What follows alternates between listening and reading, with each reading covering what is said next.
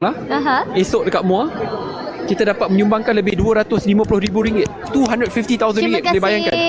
Saya boleh beri pecahan 5 lembu daripada T-Life.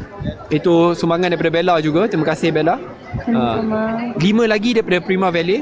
So ada 10 lembu. Kita siap bayar lagi untuk tujuan pengurusan daging korban. Lepas tu kita ada dapat 350 bakul makanan, RM100,000 untuk pembayaran tuition percuma. Kita akan edarkan RM20,000 bagi laptop dan tablet, dan juga 1,000 cups of T-Life. T-Life. Yeay. So itu total dalam RM200,000 lebih. Orang kata nak pindah MUA lah. Sama lah Bella pun ni. Tak lama lagi insyaAllah. Bella pindah MUA, padahal dia cinta je kepada Sabah adalah cinta mati. Kan? Dia diam terus. Orang kata Alhamdulillah besar ganjaran pahala buat YB. Alhamdulillah. Itu paling penting sekali. Dia sangat baik. Betul. Bella